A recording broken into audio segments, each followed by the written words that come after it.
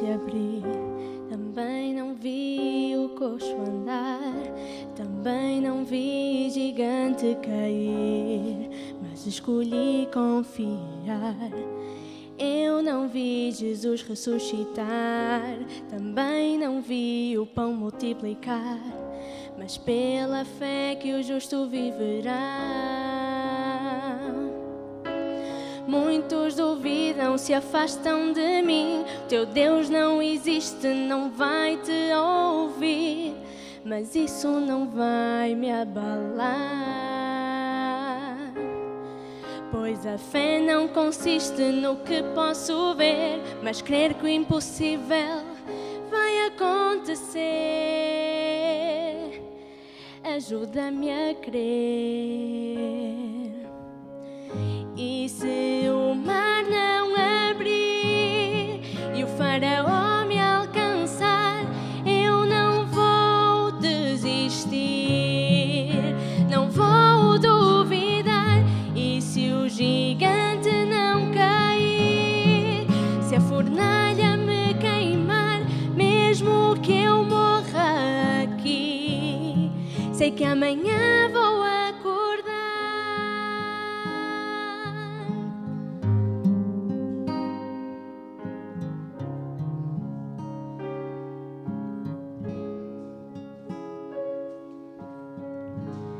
Eu não vi o mar se abrir, eu não vi o coxo andar, também não vi gigante cair, mas escolhi confiar.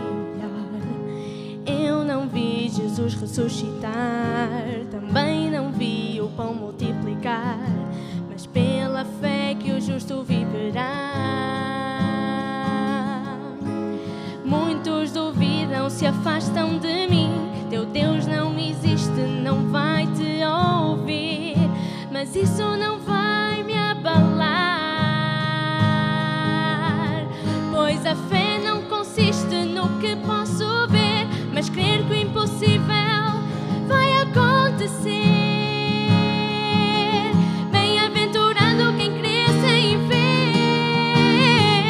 E se o mar não abrir e o faraó me alcançar, eu não vou desistir, não vou duvidar. E se o gigante não cair, se a fornalha me queimar, mesmo que eu morra aqui, sei que amanhã vou acordar. Vem me ajudar a confiar. Eu não consigo, Senhor, prometo e minto, Senhor. Não aguento mais confiar em mim.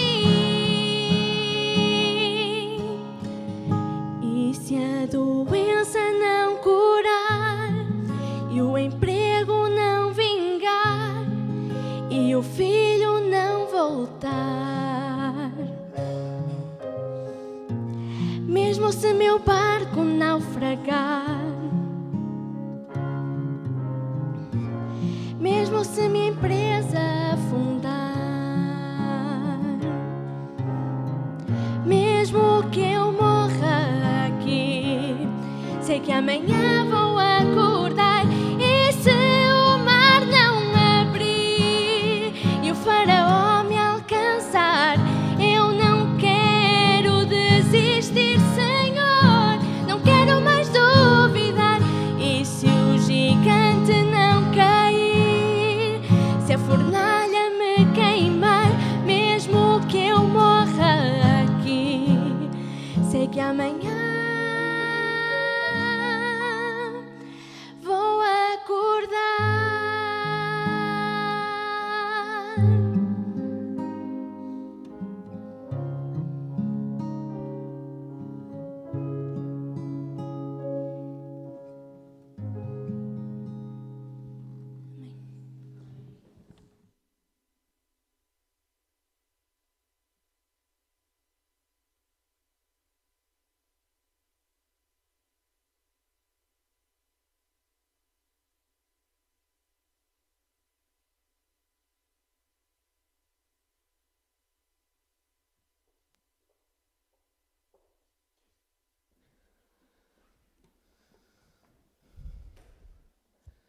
Bom dia, queridos irmãos.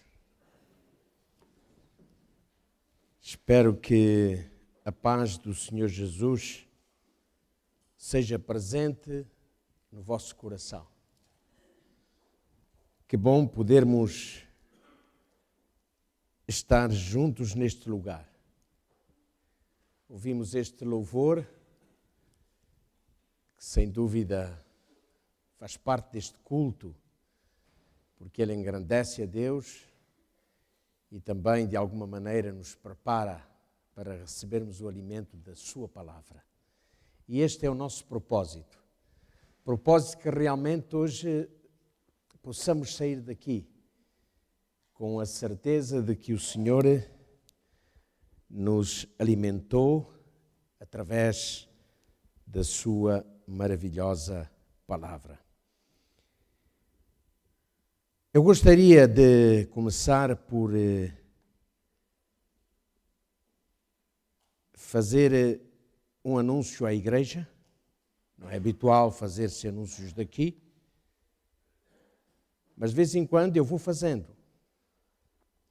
E é um pedido também que faço, com muito carinho. Eu espero que realmente possa ser aceite por cada coração. E a pedir o favor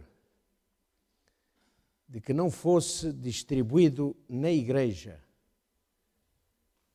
nenhum folheto que não fosse um folheto denominacional.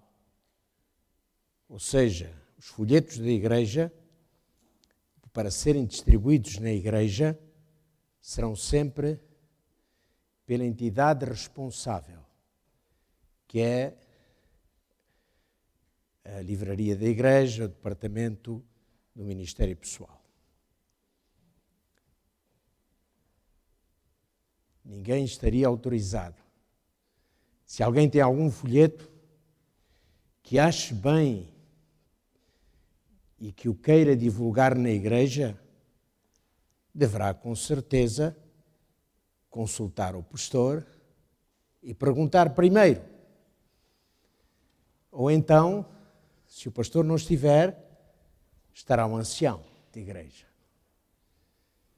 E depois aí, então, terão a autorização necessária para o fazer. Porquê isto? É simples.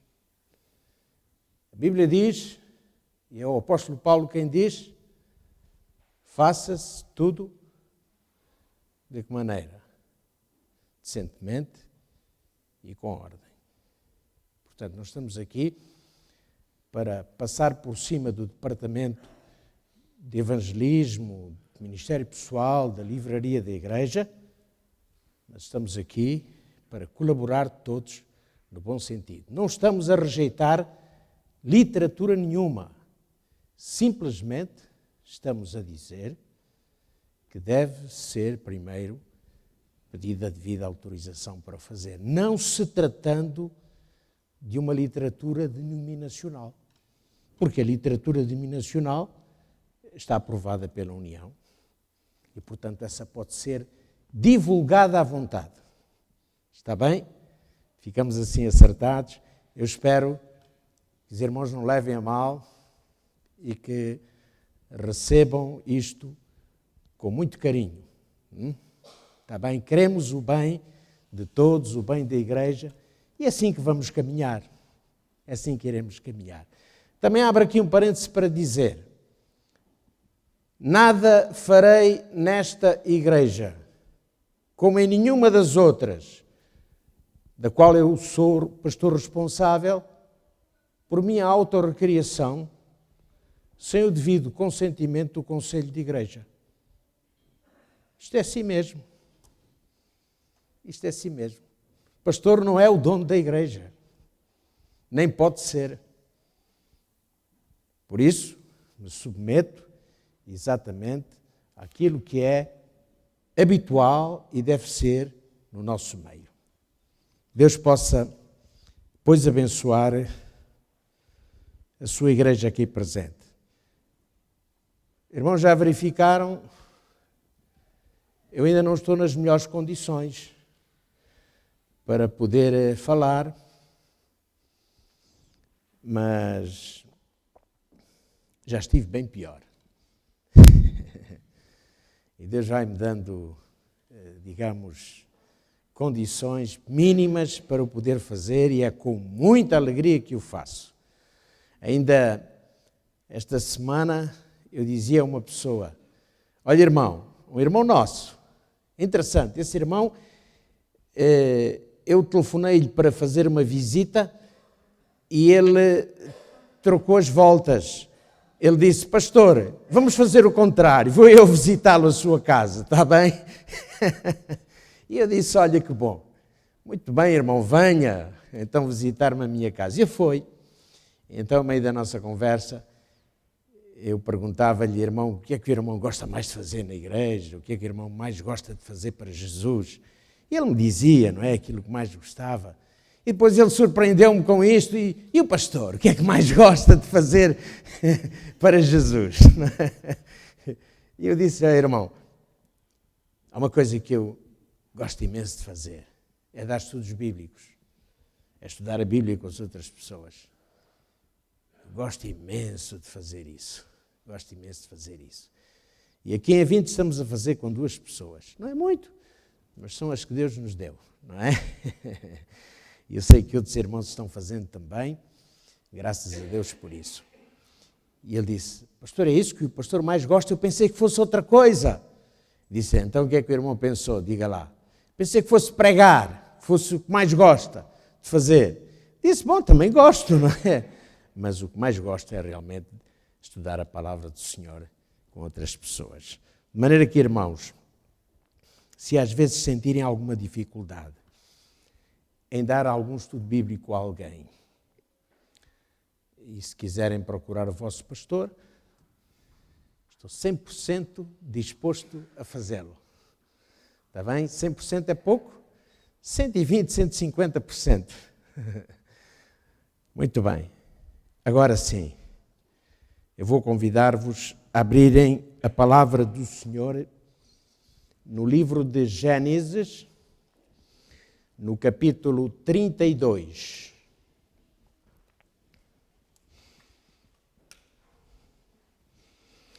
Gênesis 32.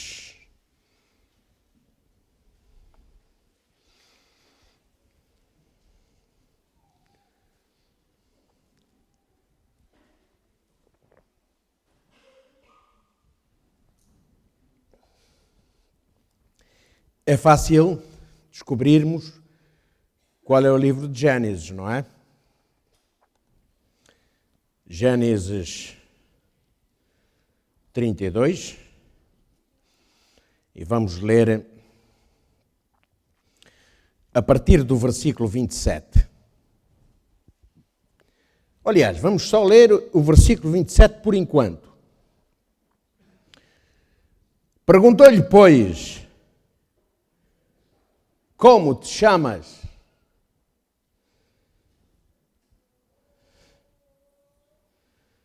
E ele respondeu: Jacó. Aqui uma pergunta. É uma pergunta que tantas vezes fazemos. Eu geralmente faço esta pergunta muitas vezes às crianças. Ainda hoje, a menina que vinha participar do levantamento das ofertas, a nossa amiguinha Rafaela, eu perguntei-lhe o nome, não sabia o nome. Como é que te chamas? Rafaela. Ok. Geralmente, quando fazemos esta pergunta, há sempre uma resposta. Há perguntas que nós fazemos e que não obtemos qualquer resposta. Se calhar porque é difícil de responder, não sabemos bem como responder, mas a esta questão todos podemos responder. Porquê? Porque todos nós temos um nome. Ou será que há aqui alguém que não tenha nome? É impossível. Todos temos um nome. Por esse nome somos conhecidos, somos chamados. É isso?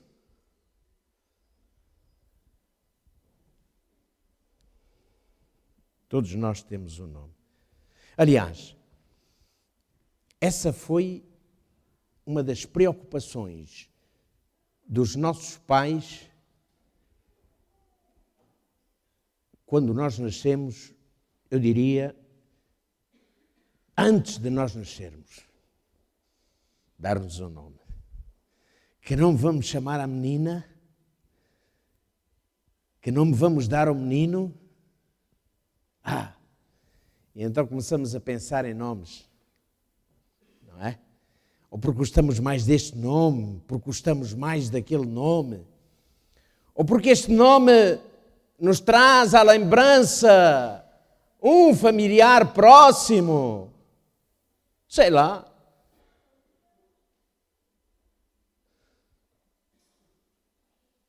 Nos tempos antigos, nos tempos bíblicos, as coisas passavam-se de maneira diferente.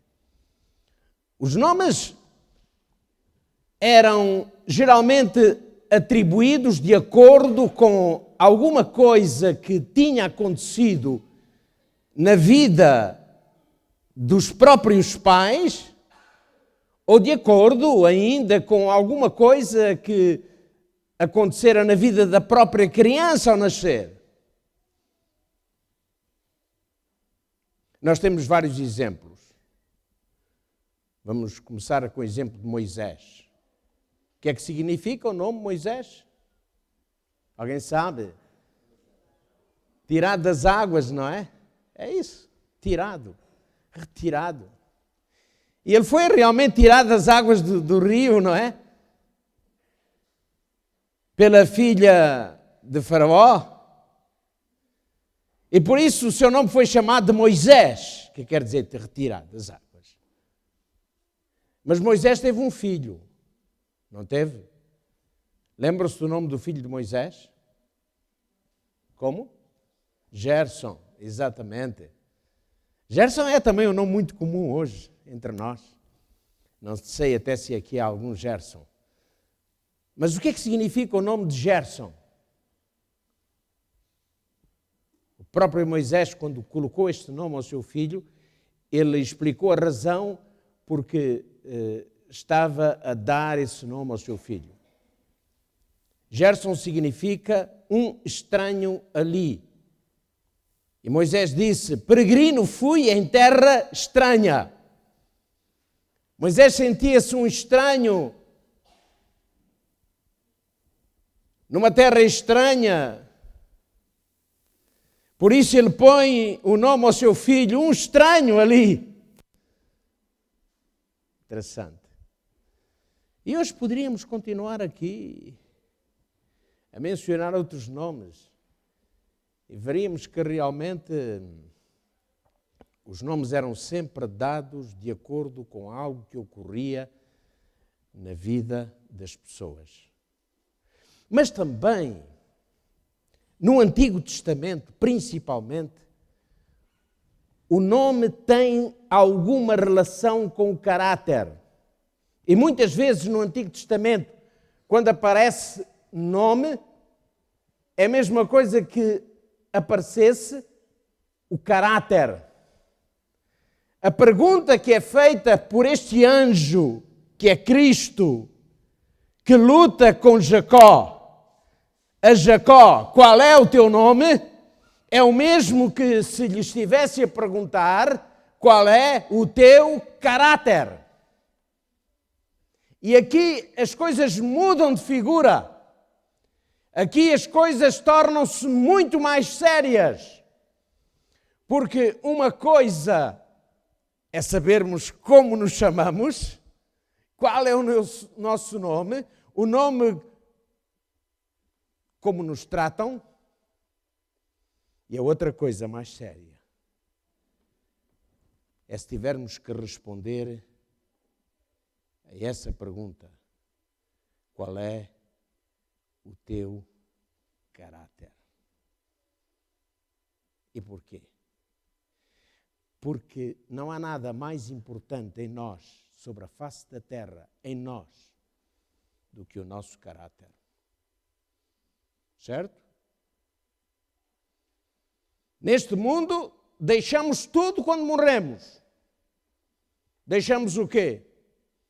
Uma boa família, Deixamos o quê? Recursos e bens. Também os deixamos todos.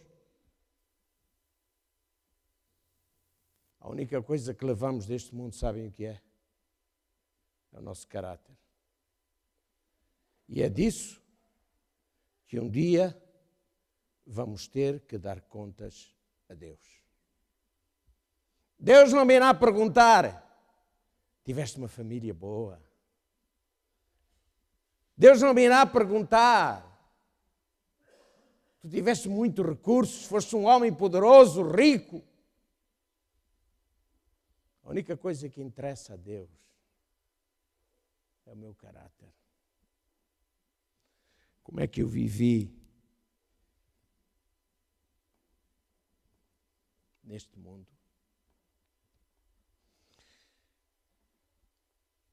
Há aqui quatro questões importantes. Há quanto tempo vivemos? Também temos que saber responder esta pergunta. E todos nós temos uma resposta para esta pergunta. Há quanto tempo vivemos? Mas depois vem uma outra pergunta, que é mais importante do que esta. Qual é o modo como tens vivido?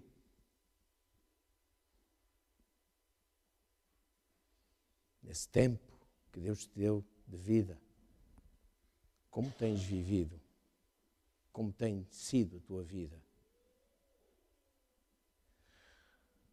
Outra pergunta ainda mais importante do que esta. Tens tempo para Deus?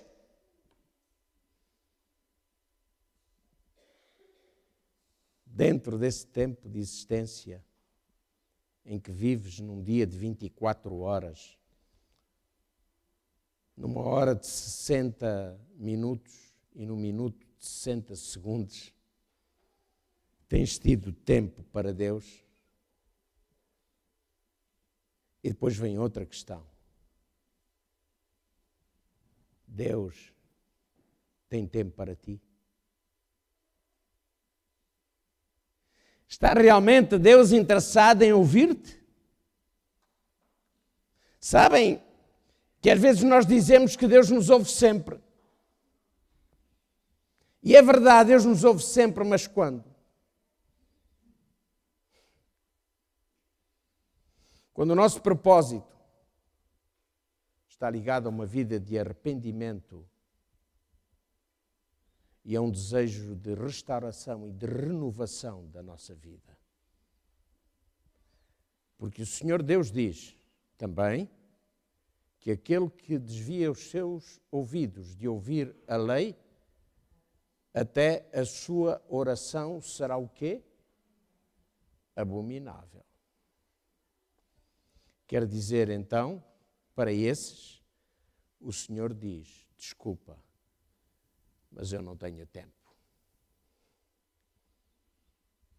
É duro ouvir isto, não é? É muito duro. Mas sabem uma coisa, irmãos?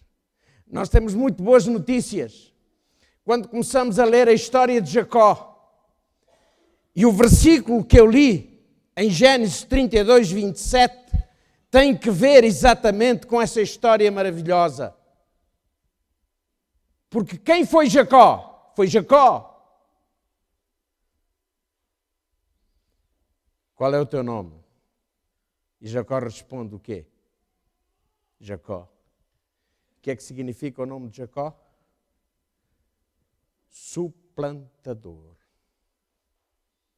Aquele que quer ter a primazia. É aquele que quer suplantar, aquele que quer estar acima de todos. Esta era a índole típica de Jacó. Jacó não se contentava em estar em segundo plano. Ele queria o primeiro plano. Ele queria os holofotes sobre ele. Humildade não existia no dicionário de Jacó. Submissão também não existia no dicionário de Jacó. Os outros sim tinham que ser submissos a ele e tinham que se humilhar perante ele. E sabem que o nascimento de Jacó até é muito interessante, porque a Bíblia diz, como é que se chamava mesmo a mãe de Jacó? Esqueceram-se? Raquel, não é? Pois é.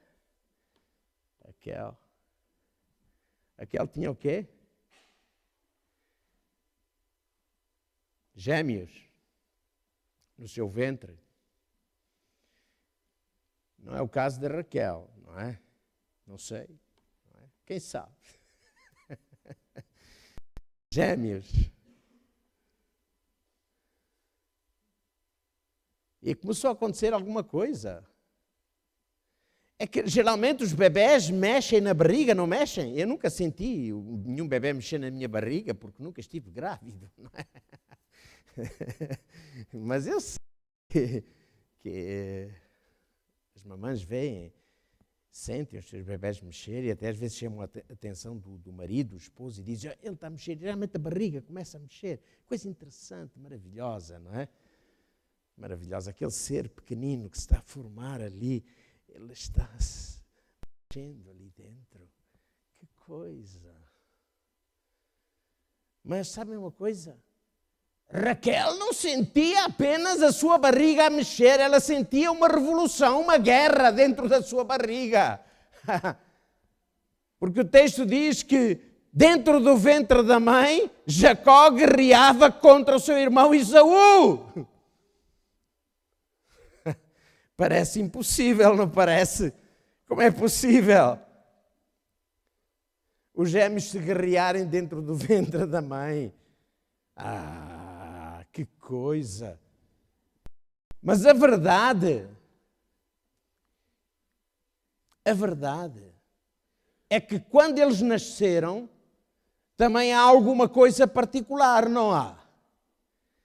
É que a mão de Jacó vinha agarrada ao calcanhar de Esaú.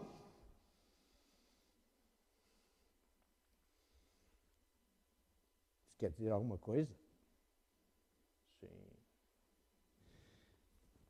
Sabem quem é que gosta de morder nos calcanhares?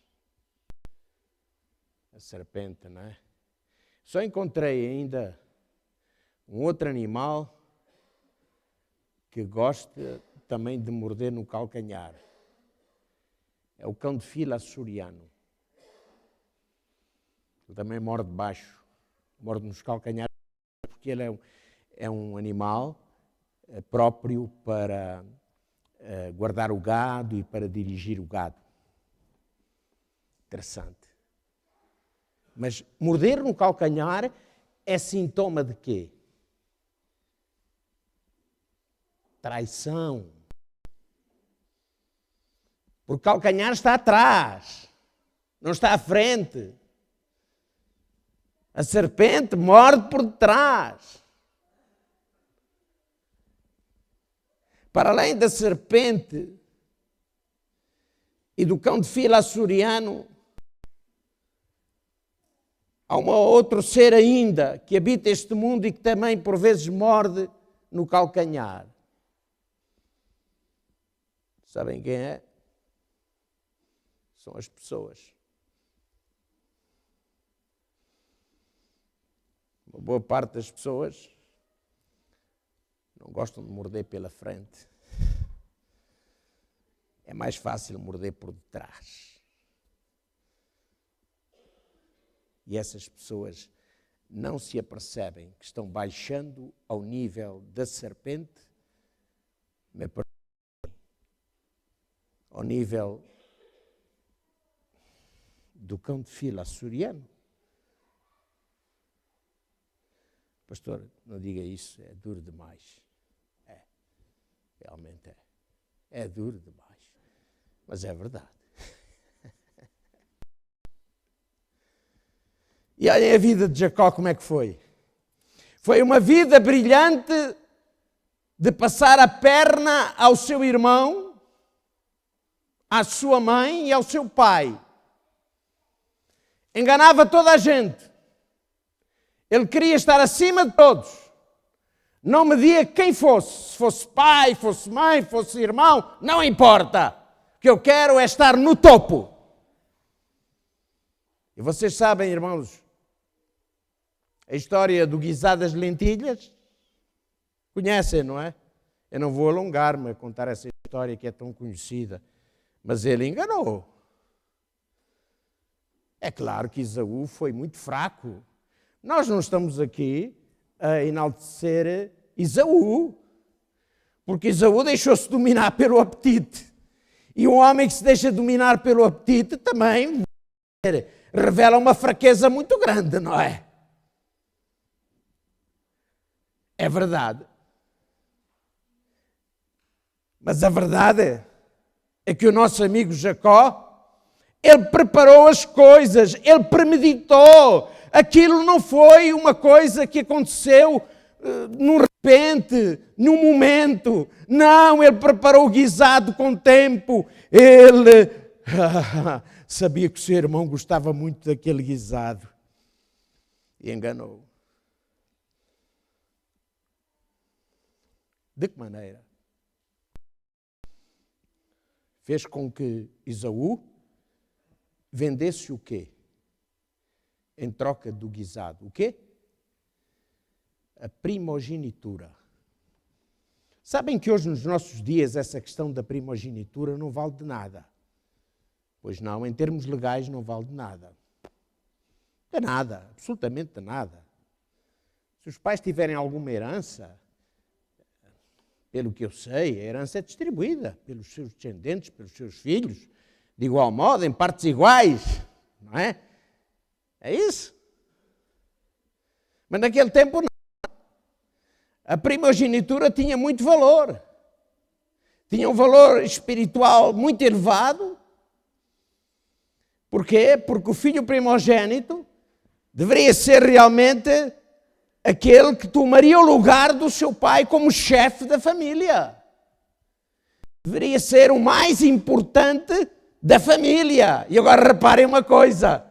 Como é que Jacó, sendo mais novo que Esaú, poderia realmente admitir que ele fosse suplantado pelo seu irmão?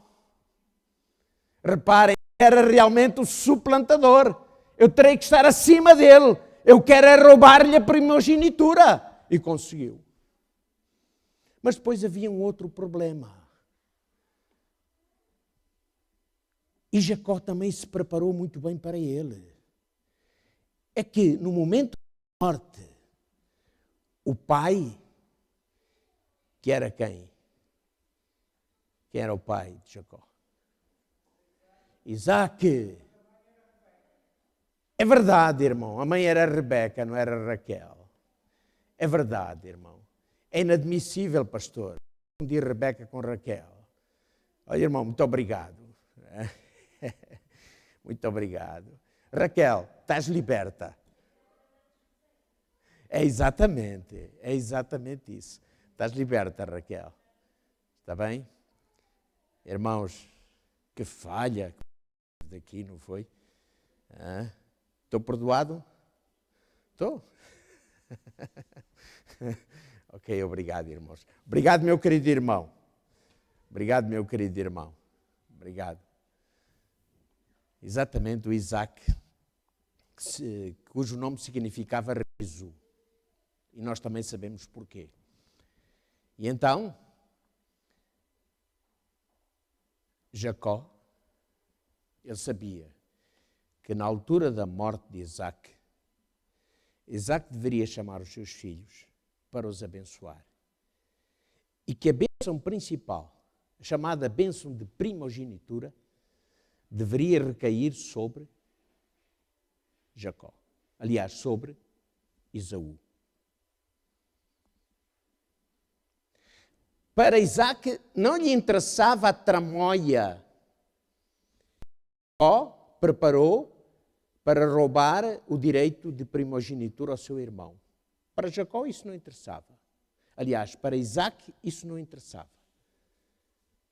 O que interessava no momento da sua morte, antes da sua morte, já na sua velhice, muito velho mesmo, Isaac já não via, estava cego, ele ia fazer aquilo que deveria fazer, que era abençoar de uma maneira muito especial o filho primogênito, Esaú.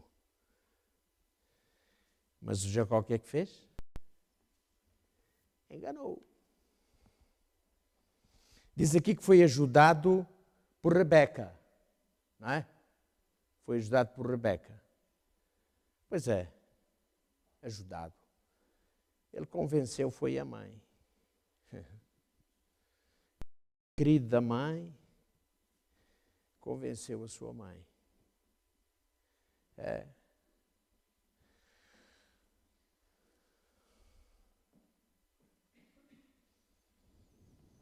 Sabe uma coisa?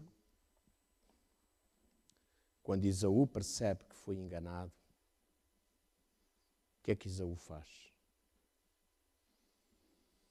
Esaú diz assim: fui enganado 2 vezes. Agora vamos ao ajuste de contas.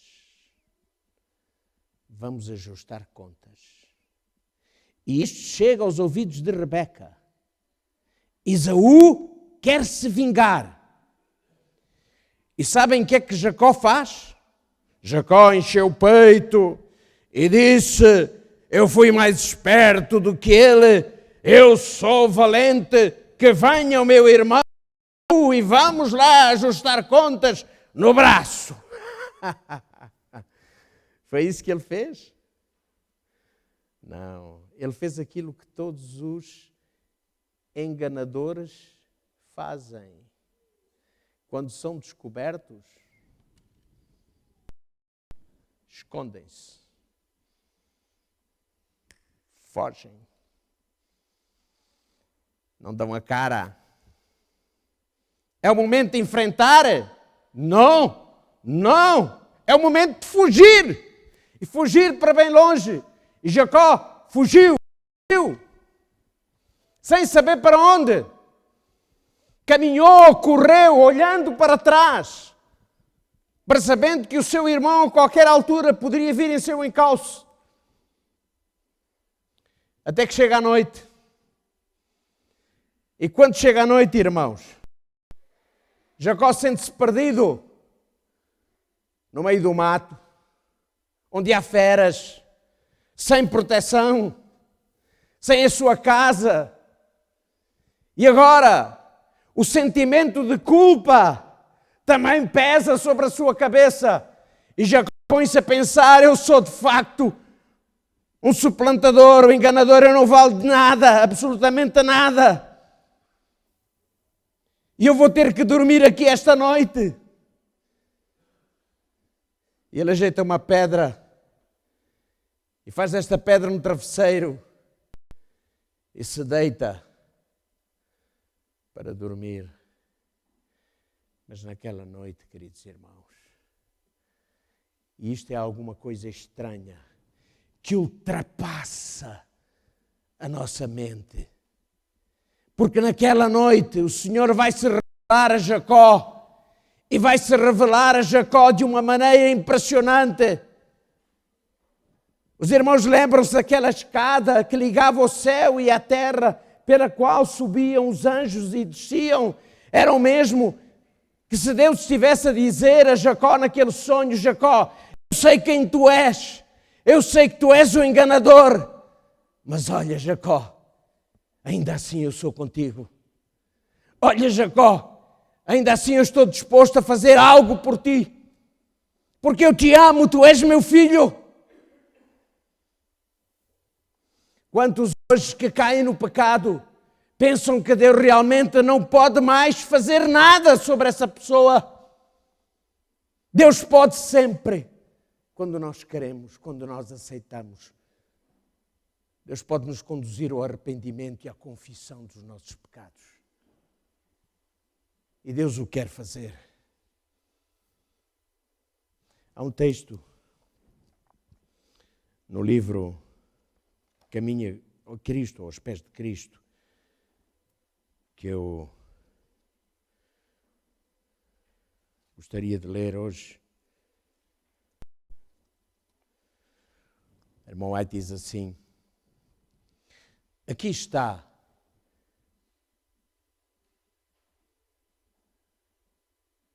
aliás, ela começa: conseguir um arrependimento como este está para além do nosso próprio poder. Ele é obtido apenas de Cristo, que ascendeu ao alto e deu dons aos homens. Aqui está exatamente um ponto em que muitos podem errar. Por conseguinte, fracassam em receber a ajuda que Cristo deseja dar-lhes. Pensam que não podem ir a Cristo a não ser que se arrependam primeiro e que o arrependimento os prepara para receberem o perdão dos pecados.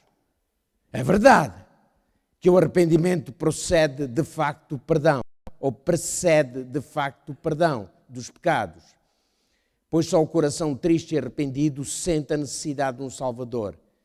Mas deve o pecador esperar até se arrepender antes de poder ir a Jesus? Deve o arrependimento tornar-se um obstáculo entre o pecador e o Salvador? A Bíblia não ensina que o pecador deve arrepender-se antes de poder aceitar o convite de Cristo. É a virtude que procede de Cristo que o conduz ao arrependimento genuíno. Por isso,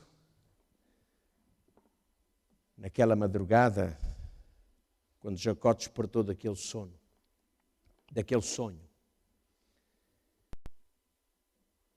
ele estava disposto a ser uma nova pessoa.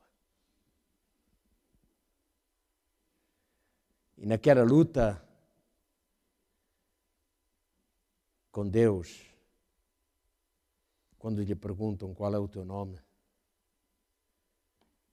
Jacó confessa com uma palavra só o seu pecado. Eu sou o suplantador. Eu sei que sou o suplantador. E depois, nós sabemos a história um pouquinho antes desta pergunta, porque há uma luta terrível de Deus com Jacó, de Jesus com Jacó. E Jacó não consegue prevalecer naquela luta física e agarra-se às vestes daquele anjo e ele vai a ser arrastado e vai gritando: eu não te deixarei sair enquanto não me abençoares. Que luta tremenda de alguém que realmente conhece a enormidade do seu pecado, mas que quer a bênção do perdão, quer a bênção da transformação da sua vida. Ele sabe que pelas suas forças não a poderá alcançar, mas ele sabe que pela graça de Cristo ele pode alcançar essa bênção. Por isso ele se agarra e é arrastado, ao mesmo tempo grita e diz: eu não te deixarei sair se não me abençoares. E é nesse momento que é feita a pergunta: está bem, eu vou te abençoar, mas olha, como é que tu te chamas?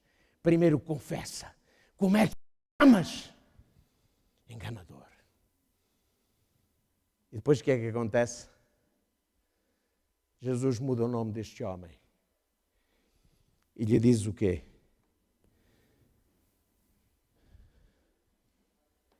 Não serás mais Jacó, mas a partir de agora serás o quê? Vencedor. Israel. Israel. Aquele com quem Deus luta. Irmãos, quem é que lutou? Foi Jacó que lutou com o anjo ou foi o anjo que lutou com Jacó? Foi Deus que lutou com Jacó ou foi Jacó que lutou com Deus? Se nós lermos lá no texto, vamos ver que lá diz que foi Deus quem lutou com Jacó. Foi o anjo quem lutou com Jacó. É o que diz o texto. Isto significa o quê? Significa que Deus nunca desiste. Deus luta conosco até o último momento. Querido irmão, querido amigo, querida amiga, querida irmã, será que Deus tem lutado contigo durante esse tempo? Há quanto tempo vives? Qual o modo que estás a viver? Deus está a lutar contigo. Alguma coisa ainda que tu ainda não abandonaste e precisas de abandonar? Eu não sei. Só tu e Deus sabem. Fala com Deus. Deus está a lutar contigo. Deixa que Deus opere o milagre da transformação em tua vida. Eu quero terminar com um texto que encontramos em 2 de Coríntios, capítulo 5. 2 de Coríntios, capítulo 5.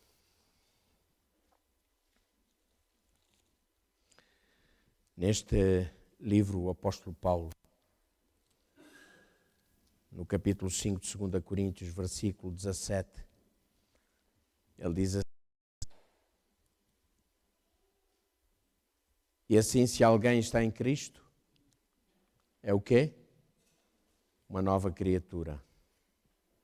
As coisas antigas já passaram. Deus é capaz de limpar tudo. Tudo do nosso passado.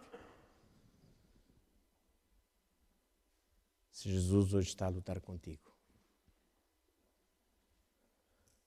aceita o seu convite e o seu perdão. E sem dúvida serás uma nova criatura. O passado já não importa. Há pessoas que carregam o seu passado.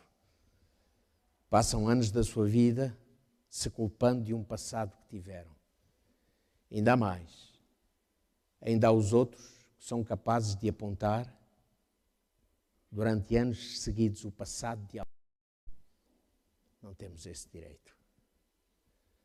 Deus põe fim ao nosso passado triste e pecaminoso para nos tornar uma nova criatura.